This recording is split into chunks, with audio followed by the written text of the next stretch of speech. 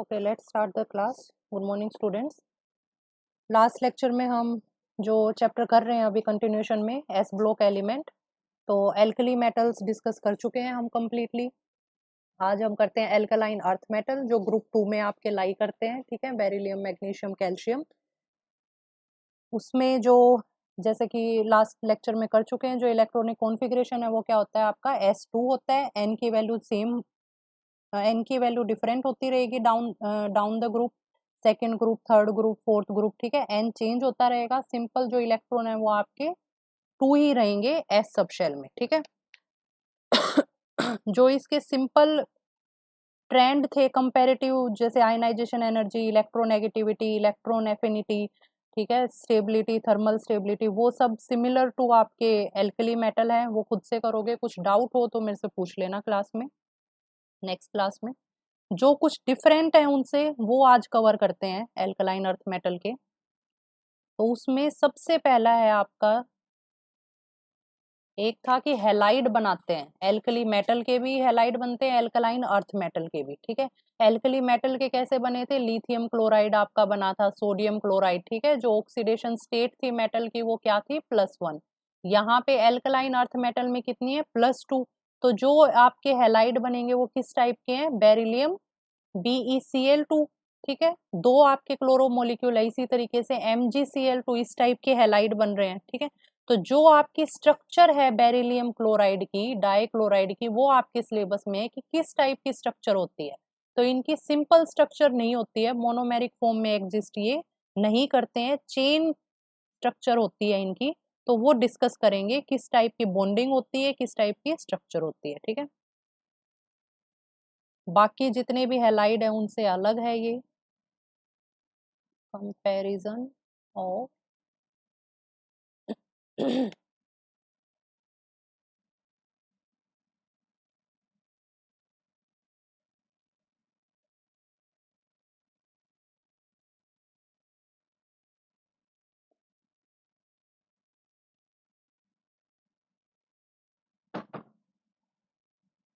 First देखो, property तो क्या है, जो बेरिलियम क्लोराइड है उसका नेचर कैसा होता है? कोवलेंट।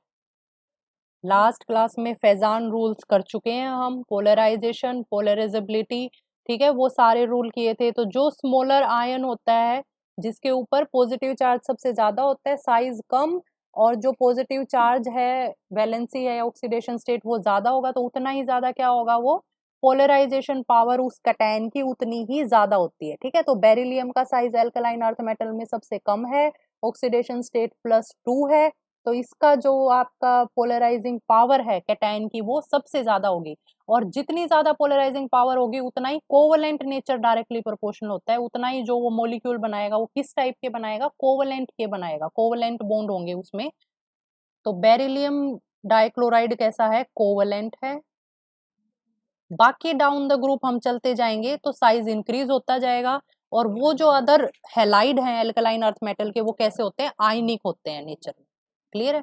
अब बेरिलियम डाइक्लोराइड कोवलेंट है, बाकी आयनिक है, तो कोवलेंट बॉन्ड वीक होता है आयनिक के कंपैरिजन में।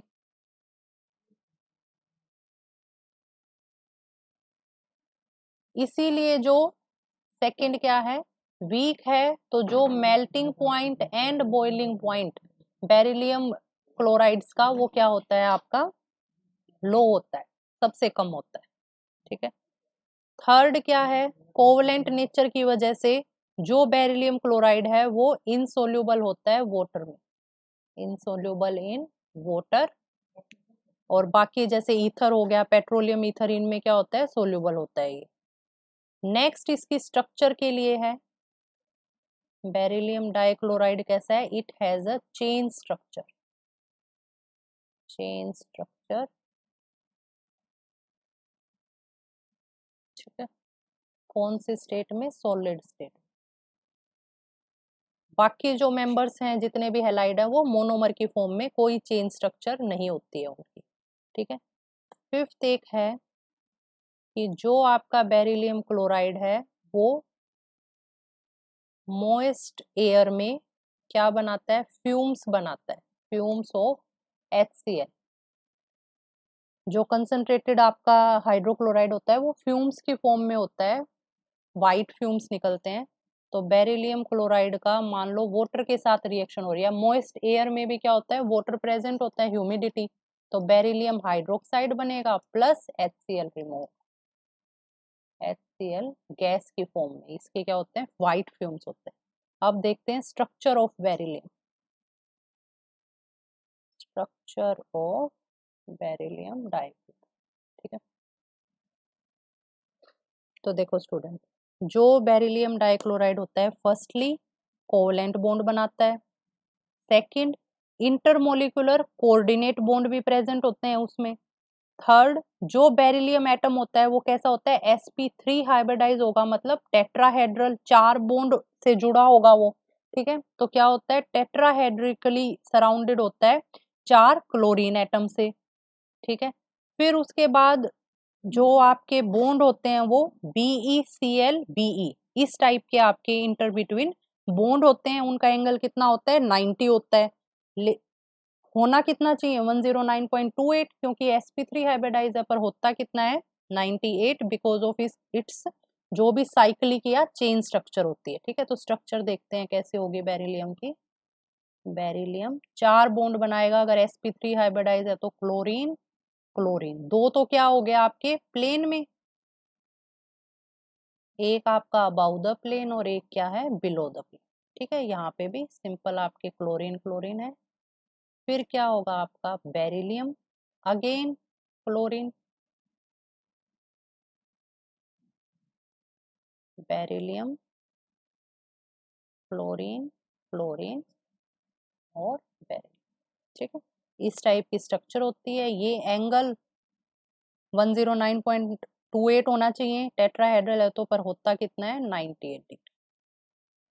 ठीक है, ये है आपकी chain structure of,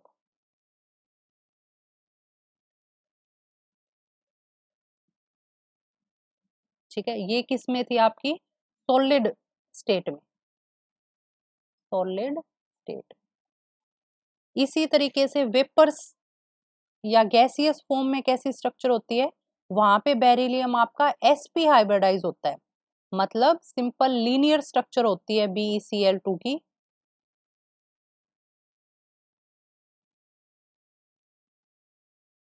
vapour phase में कैसा होगा,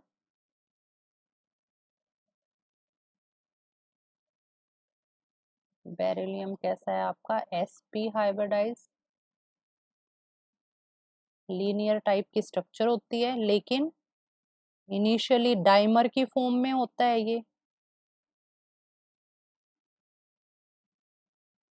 ये आपका कोऑर्डिनेट बॉन्ड, ये भी कोऑर्डिनेट है, ये कोवलेंट बॉन्ड। तो दो BeCl2 डाइमर की फॉर्म में, जो अगेन क्या होता है, डिसोसिएट होके आपके दो मॉलिक्यूल लीनियर की फॉर्म में सिंपल BeCl2 ये बनाते हैं। ठीक है, ये मोनोमर और ये क्या था आपका डाइमर। ये किस में है, वेपर फेज में, गैसियस फॉर्म में। इनिशियली डाइमर होता है, डिसोसिएट होके कैसा बना देगा ये आपका मोनोमर की फॉर्म।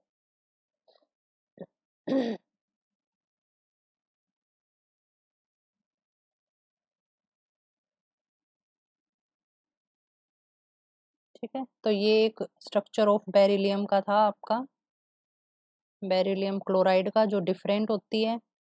नेक्स्ट है आपका, जैसे कि जो डायगोनल रिलेशनशिप बताया था, उसमें क्या होता है, ग्रुप का जो पहला एटम होता है, जैसे कि वहां पे लिथियम था, यहाँ पे कौन सा है, बेरिलियम है, तो वो बाकी सबसे डिफरेंट होता है। जैसे अभी बेरिलियम के, इसने बेरिलियम क्लोराइड के कंपाउंड बनाए जो कि डिफरेंट है, रीजन क्या है, सेम फेजान रूल की वजह से, क्योंकि कोवलेंट टाइप के कंपाउंड बनाता है, वो साइज स्मॉल होता है, आयनाइजेशन एनर्जी सबसे ज्यादा होती है, ठीक है, इलेक्ट्रोनेगेटिविटी ज्यादा होती है, डी कोई भी वैलेंस शेल नहीं होती है, जैसा जो सेम एल्कली मेटल में एनोमलस बिहेवियर ऑफ लिथियम कराया था, सेम वही रीजन बेरिलियम के आएंगे। और उसी टाइप से डायगोनल रिलेशनशिप यहाँ पे किस किस के बीच में चलेगा आपका, बेरिलियम और एल्यूमिनियम के बीच, डायगोनल रिलेशनशिप किस किस के बीच में दिखाओगे, बेरिलियम और एल्यूमिनियम। ठीक है, रीजन क्या होंगे इसके रिलेशनशिप, क्यों सिमिलर बिहेवियर शो करता है? जो रीजन लिथियम और उसमें मैग्नीशियम जो उसके पेयर में थे, सेम वही के वही आपके इसमें मिलेंगे। ठीक है, और 3 टाइप के पेयर बताए थे डायगोनल के, लिथियम मैग्नीशियम का, बेरिलियम एल्यूमिनियम और बेरिलियम एल्यूमिनियम और बोरोन सिलिकॉन। तो जो इनके सेम रीजन चलते हैं एनोमलस बिहेवियर के, और डायगोनल रिलेशनशिप भी क्यों शो करता है, उनके भी सेम रीजन है जो आपके एल्कली मेटल के टाइम पे कराए थे। कुछ इसमें एक देख लेते हैं प्रॉपर्टी कि बोथ, बाकी तो सेम ही है, जो डिफरेंट है वो मैं करवा रही हूँ आपको। Both beryllium and aluminium chlorides have bridged structure in vapour phase. ठीक है, ये सिमिलरिटी है एक। बेरिलियम की तो अभी करवाई थी, डाइमर की फॉर्म में एग्जिस्ट करता है वेपर फेज में।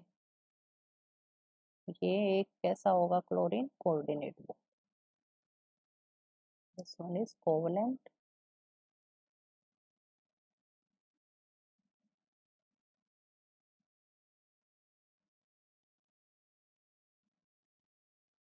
एल्यूमिनियम 3 पॉजिटिव में लाई करता है, Cl Cl एल्यूमिनियम Cl। ठीक है, तो दोनों की सेम टाइप की स्ट्रक्चर है, दोनों ही BeCl2Al कैसे हैं, कोवलेंट टाइप के कंपाउंड है। जो इनकी रेडियस होती है, आयनिक रेडियस, एटॉमिक रेडियस, वो भी ओवरऑल सेम होती है। इलेक्ट्रोनेगेटिविटी भी अप्रोक्सीमेटली 1.5 वैल्यू होती है, वो भी सेम होती है। दोनों ही कोवलेंट कंपाउंड बनाते हैं। ठीक है, तो ये कुछ सिमिलरिटीज हैं इनकी। बाकी नेक्स्ट टॉपिक है आपका हाइड्रेट्स।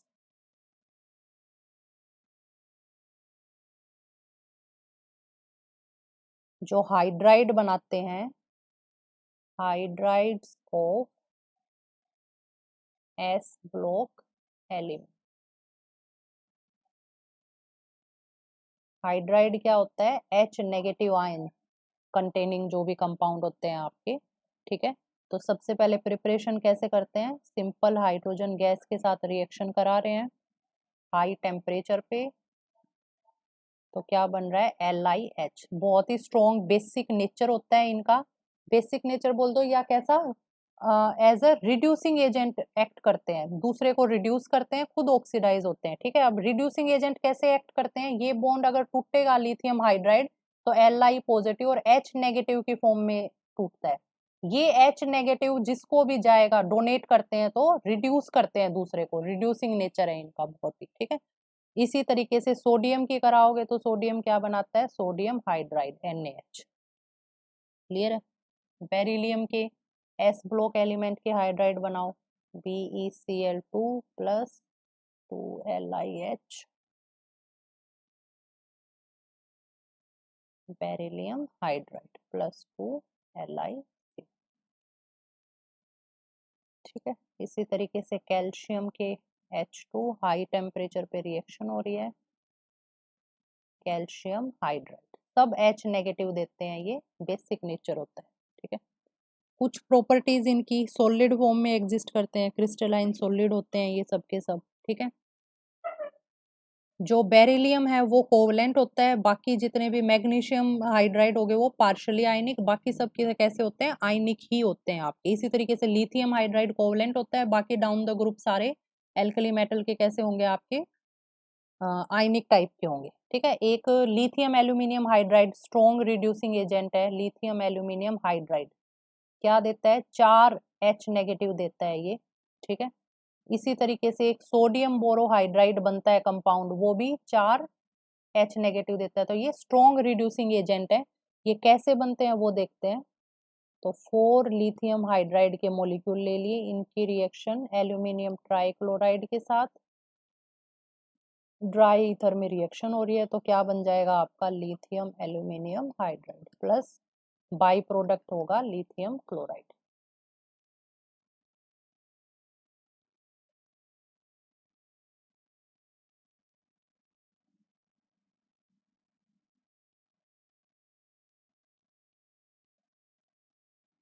क्लियर।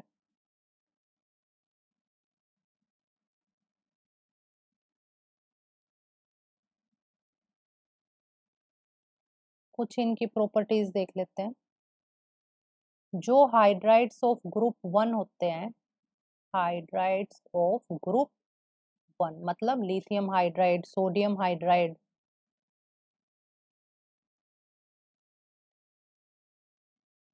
ग्रुप 1 जैसे कि lithium hydride, sodium hydride, potassium hydride, rubidium hydride, caesium hydride, ये सारे के सारे, लिथियम तो कैसा था, कोवलेंट था, बाकी सब कैसे हैं आपके, आयनिक टाइप के हैं। ठीक है, सॉलिड फॉर्म में एग्जिस्ट करते हैं, क्रिस्टलाइन नेचर होता है। तो इन सब की स्ट्रक्चर कैसी होती है, NaCl टाइप। NaCl की कैसी थी, FCC, फेस सेंटर्ड टाइप की, तो उसी टाइप की इनकी स्ट्रक्चर होती है। ठीक है, बेरिलियम हाइड्राइड की डिफरेंट होती है थोड़ी। बेरिलियम हाइड्राइड कैसा है, 3 डायमेंशनल पॉलीमेरिक स्ट्रक्चर होती है। जो आपका BeH2 कैसी है, 3 डायमेंशनल पॉलीमेरिक स्ट्रक्चर। ठीक है, जिसमें जो आपका बेरिलियम होता है वो 4 हाइड्रोजन एटम से बॉन्डेड होता है।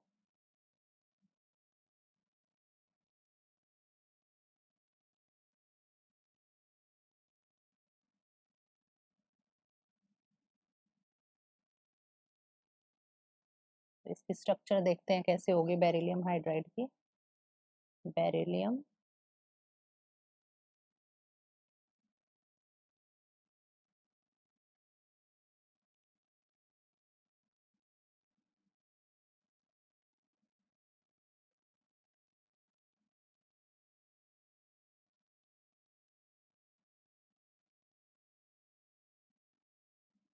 ये simple about the plane show करने के लिए, beryllium this one is below the plane.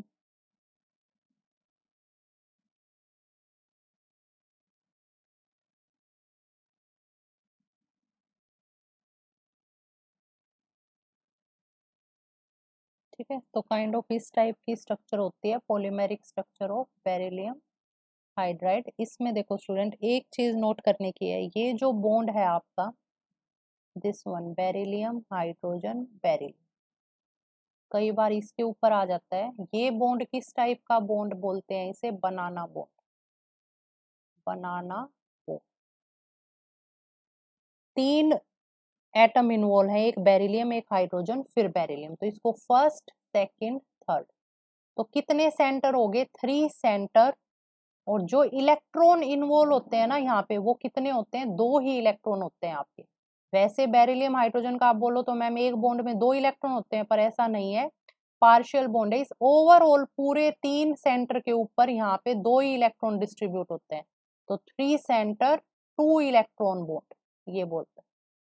और ये जो साइड वाला बॉन्ड होता है, बेरिलियम और हाइड्रोजन ही हो गए यहाँ पे, तो ये कैसा है, टर्मिनल बॉन्ड भी बोल देते हैं, या इसको इसको टर्मिनल बॉन्ड और इसको ब्रिज्ड बॉन्ड या बनाना बॉन्ड, मोस्टली बनाना ही है इसका कॉमन नेम।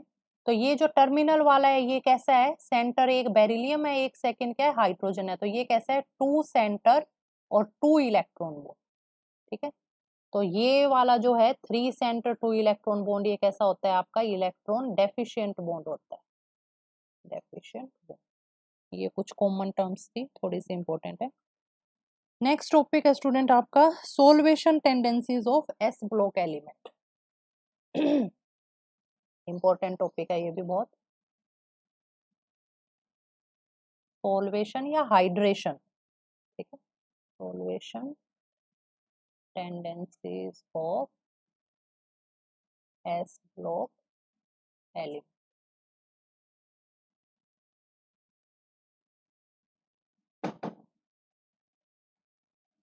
ठीक है, तो देखो स्टूडेंट, 2-3 चीजें याद करने की है इसमें।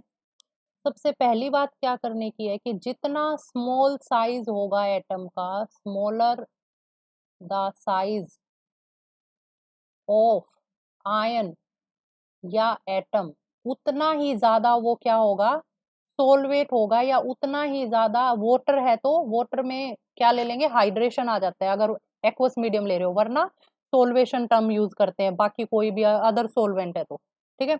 तो smaller the size of the ion और atom, larger is the hydration energy, उतनी ज्यादा हाइड्रेशन एनर्जी निकलेगी, उतनी ही ज्यादा हाइड्रेट होगा वो मॉलिक्यूल, और मोर इज द स्टेबिलिटी, उतना ही ज्यादा स्टेबल होगा।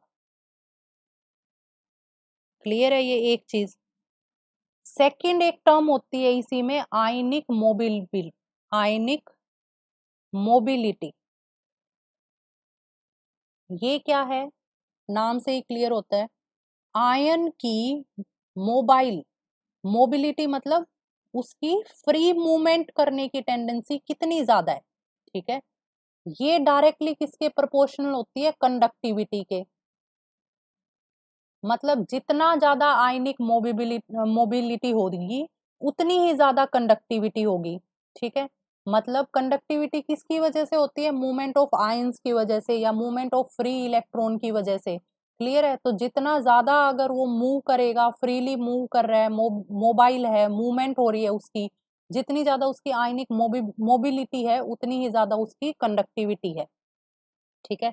अब आयनिक मोबिलिटी कैसे होगी, स्मॉलर द आयन, जितना स्मॉल आयन होगा, यहाँ पे एक इंपॉर्टेंट टर्म है, कहाँ पे होना चाहिए स्मॉलर आयन, कंडक्टिविटी या आयनिक मोबिलिटी कहाँ पे, सिर्फ हम एक्वस मीडियम में देखते हैं, एक्वस मीडियम। तो smaller the ion in aqueous medium,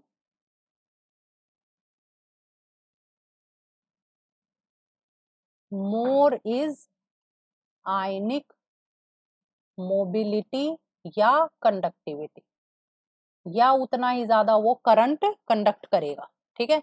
अब यहाँ पे क्या आया, एक्वस मीडियम में आयन स्मॉल होना चाहिए, तो एक्वस मीडियम में कौन सी टर्म आ जाती है हमारी, सोल्वेशन, सोलवेट होता है, तो इसी तरीके से उसकी कुछ हाइड्रेशन क्या बोलते हैं, सोल्वेशन रेडियाई होगी या हाइड्रेशन रेडियाई होगी, ठीक है। तो वो क्या होनी चाहिए, उसका जो साइज है, अब जैसे लिथियम है मान लो, लिथियम, पोटेशियम, और ऐसे ही लास्ट में क्या है, सीजियम, ठीक है।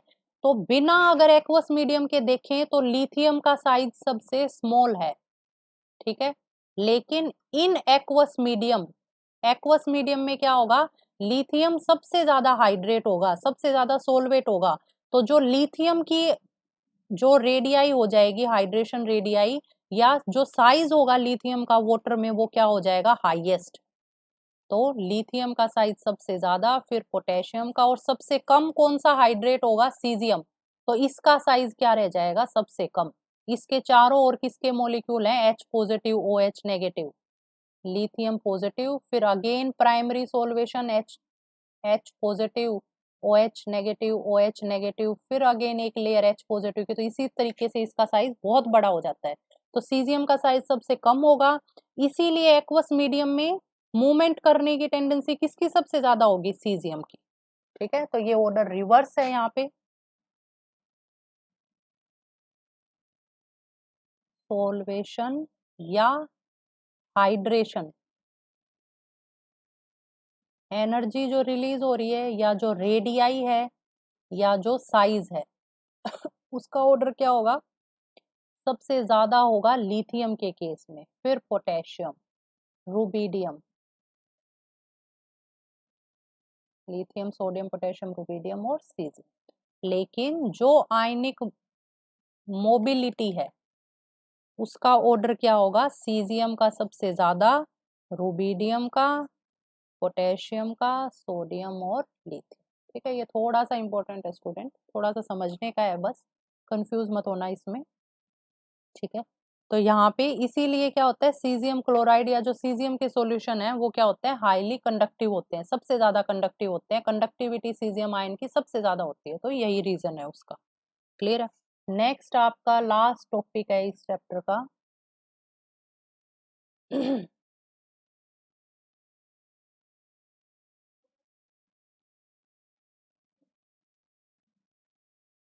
जो आपके एस ब्लॉक एलिमेंट होते हैं, एल्कली, एल्कलाइन, अर्थ मेटल, उनकी कॉम्प्लेक्स बनाने की भी टेंडेंसी होती है। कॉम्प्लेक्स क्या होता है, आपका लार्जर मॉलिक्यूल होता है, ठीक है।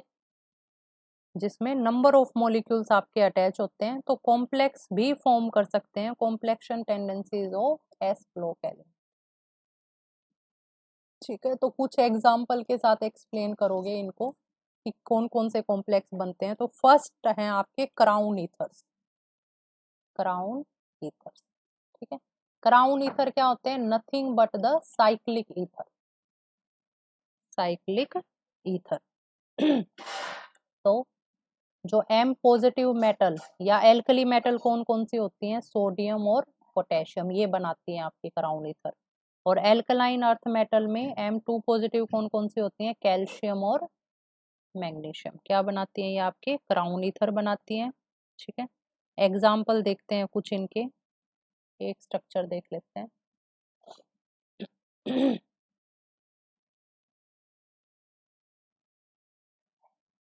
18 crown 6 KMnO4 complex soluble in benzene। Mostly non polarity बहुत कम होती है, डाइपोल मोमेंट बहुत ही कम होता है, तो मोस्टली नॉन पोलर सॉल्वेंट में ये डिसोल्व होते हैं। ठीक है, तो इसकी एक एग्जांपल के साथ इसका एक स्ट्रक्चर लर्न कर लेना आप, सिंपल है बहुत ही। 6 क्या डिनोट करता है? आपकी नंबर ऑफ ऑक्सीजन कितनी है, तो कितनी है? 6 ऑक्सीजन होने चाहिए। तो सबसे पहले ऑक्सीजन कर लो, 1 2 3 4 5 6। ठीक है, ये ऑक्सीजन किसके साथ जुड़ी होती है? CH2 ये जो बॉन्ड है यहाँ पे भी कार्बन है, ये भी कार्बन है। वैलेंसी कंप्लीट करोगे CH2 ठीक है, सबको ऐसे ही ज्वाइन कर दो।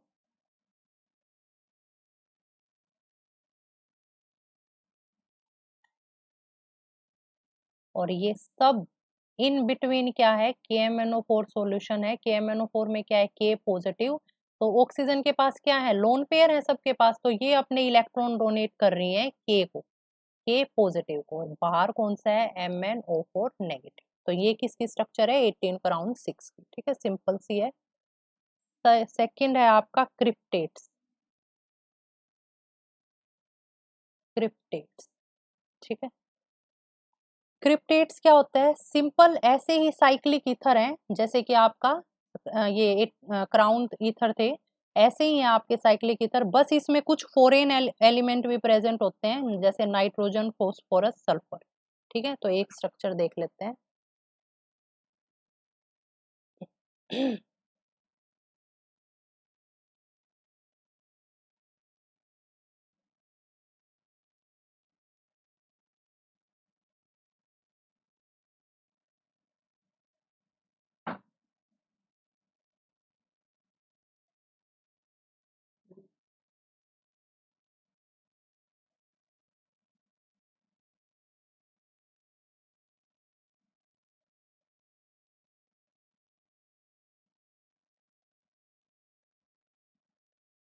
हर जगह ये भी आपका CH2 ही है, हर जगह की लिंकेज कैसी है? इन बिटवीन CH2 के साथ।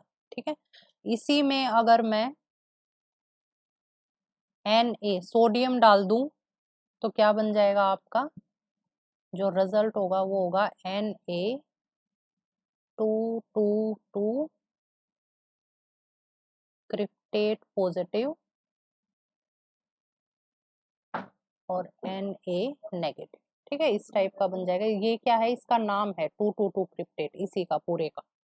ठीक है, तो ये एक स्ट्रक्चर याद कर लो आप। नेक्स्ट कुछ और देखते हैं, एक दो कॉम्प्लेक्स आपकी स्ट्रक्चर की। सैलिसैल्डिहाइड के साथ रिएक्शन जैसे ही होती है सोडियम हाइड्रोक्साइड की। सैलिसैल्डिहाइड क्या होता है?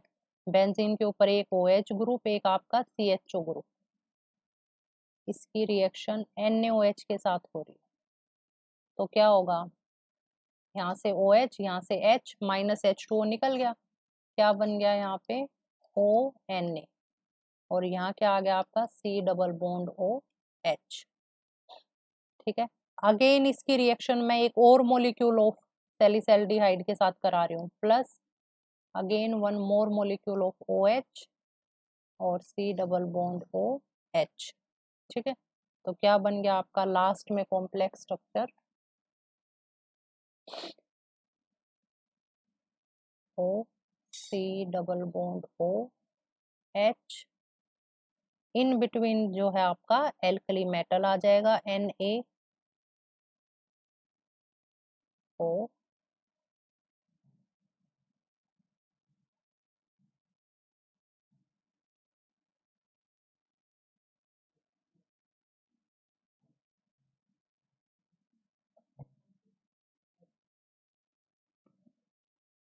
बेंजीन रिंग, इससे OH जो अटैच था ये भी अपने lone pair of electron Na को दे रहा है। यहाँ पे CHO था दूसरा, ये क्या है पूरा सैलिसैल्डिहाइड है, ये CHO था, ये भी ऑक्सीजन के पास लोन पेयर है तो कोऑर्डिनेट बॉन्ड बना रहा है Na पॉजिटिव को।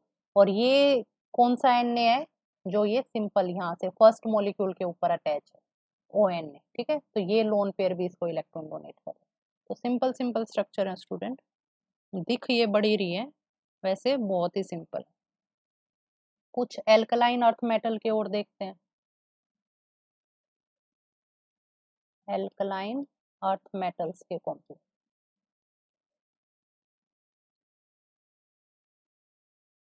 सब में कॉमन है BeF4 2 negative.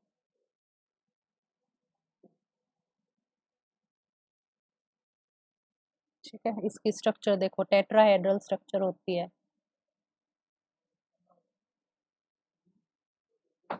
Beryllium fluorine fluorine fluorine, ठीक है, ओवर और 2 नेगेटिव। एक होता है आपका स्ट्रक्चर ऑफ बेरिलियम ऑक्सलेट, ये भी इंपॉर्टेंट है।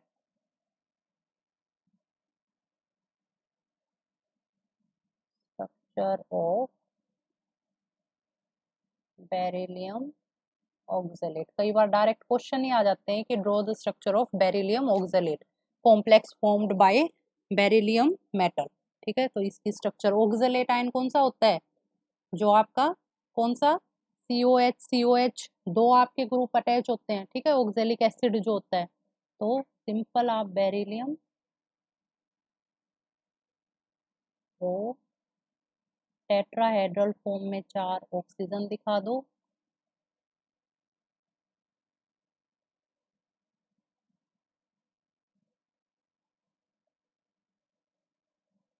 ठीक है, ये पूरा ग्रुप देखो C डबल बॉन्ड O, यहाँ पे क्या था OH, C double bond O OH, एक ऑक्जेलिक कंप्लीट हो गया आपका।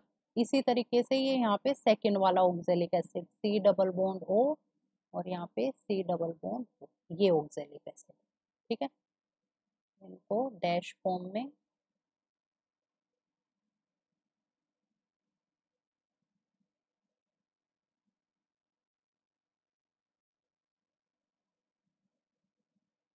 इसकी है ये स्ट्रक्चर आपकी बेरिलियम ऑक्सलेट की।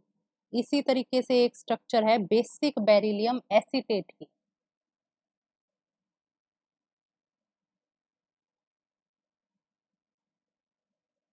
O नेगेटिव, ये ग्रुप है दो जो अटैच है सिंपल बेरिलियम, ठीक है। अगली है आपकी बेरिलियम एसीटेट, एसीटेट में कौन सा ग्रुप होता है CH3 C double bond O negative, ठीक है, तो ये अटैच होंगे। स्ट्रक्चर ऑफ बेरिलियम एसीटेट, ठीक है, बेसिक बेरिलियम एसीटेट होता है ये, बेसिक बेरिलियम एसीटेट। तो देखो कैसे करोगे, एक बेरिलियम एटम लो,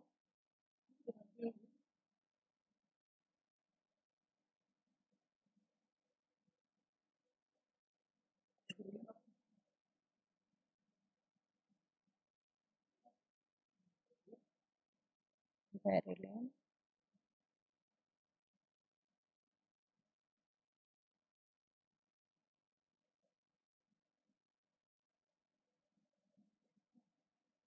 और आपका बेरिलियम है, चार तो किसके एटम है आपके सिंपल बेरिलियम के, इन बिटवीन क्या है आपका एसीटेट आयन से ज्वाइन कर दो बस, जितने भी बेरिलियम है उन सबको एसीटेट आयन से AC,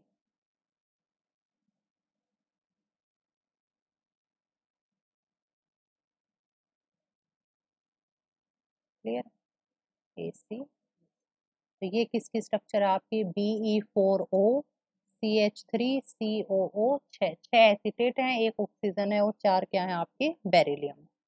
ठीक है स्टूडेंट्स, अभी कुछ कोई क्लास है या 10 मिनट का एक टॉपिक और रह गया है फिर फिनिश हो जाएगा ये, बताओ मुझे, क्लास है तो लीव करती हूँ अभी।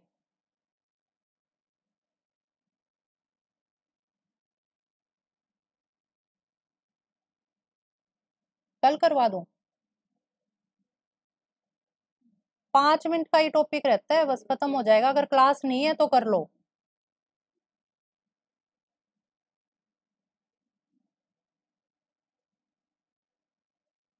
करवा देती हूँ फिर मैं, ठीक है, 5 मिनट 5-10 मिनट का है बस एक। नेक्स्ट है स्टूडेंट आपका, ये हो गया बेसिक बेरिलियम एसीटेट। बाकी कहाँ पे होता है, एक देखो क्लोरोफिल, ये तो पता ही है सबको, क्लोरोफिल। तो क्लोरोफिल कहाँ यूज होता है आपका, सिंपल ग्रीन पिगमेंट है, प्लांट्स में होता है, फोटोसिंथेसिस में यूज होता है, क्लियर है। तो क्लोरोफिल की जो सिंपल स्ट्रक्चर होती है वो क्या होती है, पोरफायरिन रिंग्स अटैच होती हैं, और जो मेटल होती है वो कौन सी होती है, मैग्नीशियम। माइक ऑफ कर लो स्टूडेंट एक बार अपना, turn off your mic. Chlorophyll में मैग्नीशियम मेटल होती है और अटैचमेंट किससे होती है, डिफरेंट डिफरेंट पोरफायरिन रिंग से, पोरफायरिन रिंग। ठीक है, तो बस ये याद करना है कि क्लोरोफिल में कौन सा होता है आपका, मैग्नीशियम होता है। ठीक है, एक ईडीटीए कॉम्प्लेक्स होता है, ईडीटीए। ईडीटीए क्या होता है, जो हार्डनेस ऑफ वाटर होती है, कई बार पानी में कैल्शियम मैग्नीशियम आयंस बहुत ज्यादा होते हैं, तो उनको डिटरमाइन करने के लिए एक रिएजेंट होता है ईडीटीए, इथाइलिन डायमीन टेट्राएसीटेट। ठीक है, तो ये किसके साथ स्टेबल सबसे ज्यादा कॉम्प्लेक्स बनाता है, कैल्शियम आयन के साथ। वाटर में कैल्शियम हो, उसकी वजह से कैल्शियम कार्बोनेट ज्यादा हो तो हार्डनेस होती है, तो उसको डिटेक्ट कर लेता है। ठीक है, तो इसकी स्ट्रक्चर क्या होती है, देखो CH2 COOH N CH2 COOH CH2 CH2 N CH2 COOH CH2 COOH, ये क्या है आपका EDT, ethylene diamine tetra acetate. ठीक है, कॉम्प्लेक्स किसके साथ बनाएगा, कैल्शियम 2 पॉजिटिव के साथ। ठीक है, लास्ट एक बस 5 मिनट का टॉपिक है आपका, role of alkali and alkaline earth metal in biological system. Biological, biological मतलब सिंपल हमारा ह्यूमन सिस्टम में क्या रोल प्ले करते हैं एल्कली और एल्कलाइन अर्थ मेटल। ठीक है, तो उसमें सबसे पहला रोल है Na पॉजिटिव और K पॉजिटिव आयंस का। ठीक है, तो ये एक ट्रांसपोर्ट सिस्टम होता है हमारी बॉडी में, ट्रांसपोर्ट सिस्टम। तो उसमें एक्ट करते हैं Na पॉजिटिव और K पॉजिटिव आयन। कैसे एक्ट करते हैं, जो सोडियम आयन है वो आपका एक्स्ट्रा सेलुलर आयन है, मतलब एक्स्ट्रा सेलुलर आयन, और K positive intra cellular, inter cellular ion है। ठीक है, एक्स्ट्रा सेलुलर मतलब जो सेल है, सेल के बाहर की लेयर क्या होती है, साइटोप्लाज्म, तो उससे बाहर लाई करना चाहिए, Na पॉजिटिव की कंसंट्रेशन वहां ज्यादा होनी चाहिए, तब हमारा ह्यूमन सिस्टम अच्छे से काम करेगा। और जो K पॉजिटिव पोटेशियम आयन की कंसंट्रेशन है वो हमारे सेल के अंदर ज्यादा होनी चाहिए, इंटरसेलुलर, तब हमारा जो सिस्टम है वो क्या करेगा, अच्छे से काम करेगा। ठीक है, अब जो पोटेशियम आयंस हैं वो सेल के अंदर क्यों होने चाहिए, क्योंकि हम ग्लूकोज कंज्यूम करते हैं, तो उसके कंबशन के लिए, और जो प्रोटीन सिंथेसाइज होते हैं यूजिंग राइबोसोम्स, तो उसके लिए सेल के अंदर होना चाहिए। तो ये कैसे होता है, this is achieved by the hydrolysis of adenosine phosphate, जो एटीपी होती है हमारी एनर्जी रिलीजिंग यूनिट, तो उसको ब्रेक डाउन करने के बाद, ठीक है, ये हमारा सिस्टम जो हाइड्रोलिसिस होता है एडिनोफॉस्फेट का, तो उसमें क्या होता है, जो सेल है वो पंप कर देती है सोडियम आयन को आउट ऑफ द साइटोप्लाज्म और पोटेशियम आयन को इनटू द साइटोप्लाज्म, साइटोप्लाज्म के अंदर। और इस पूरे सिस्टम को हम क्या बोल देते हैं, सोडियम पंप, सोडियम पंप। ठीक है, तो ये आपका हमारी बॉडी में कैसे रोल प्ले करता है, एक हमारी बॉडी में मैग्नीशियम और कैल्शियम का रोल कैसे होता है, role of magnesium and calcium. तो देखो मैग्नीशियम सबसे पहले क्लोरोफिल में प्रेजेंट होता है प्लांट्स में, ठीक है, as a part of photosynthesis होता है ये, ठीक है। हमारी बॉडी में भी अप्रोक्सीमेटली 1200 ग्राम कैल्शियम होता है, 25 ग्राम क्या होता है, मैग्नीशियम होता है।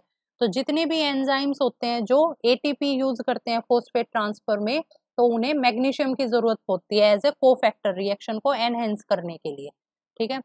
जो कैल्शियम होता है उसका मसल कॉन्ट्रैक्शन में बहुत ज्यादा यूज होता है, कैल्शियम का बोन्स में बहुत ज्यादा यूज होता है। फिर उसके बाद जो हमारी टीथ होती है, टूथ होता है, उसकी लेयर होती है, उसमें कैल्शियम का बहुत ज्यादा रोल होता है। तो वो जो फॉर्मूला होता है एनिमल जो हमारी होती है वो क्या होती है, कैल्शियम फोस्फेट से बन के मिली होती है, PO4 होल ट्वाइस CaF, ठीक है, ये होती है। तो ये कुछ थे हमारे बॉडी में बायोलॉजिकल सिस्टम में क्या रोल होता है, टोटली एक्सप्लेन करोगे इन्हें अच्छे से, ठीक है। तो ये आपका चैप्टर फिनिश होता है यहीं पे, कुछ डाउट होंगे नेक्स्ट क्लास में देखते हैं। अटेंडेंस मार्क करके जाना स्टूडेंट लीव करने से पहले क्लास।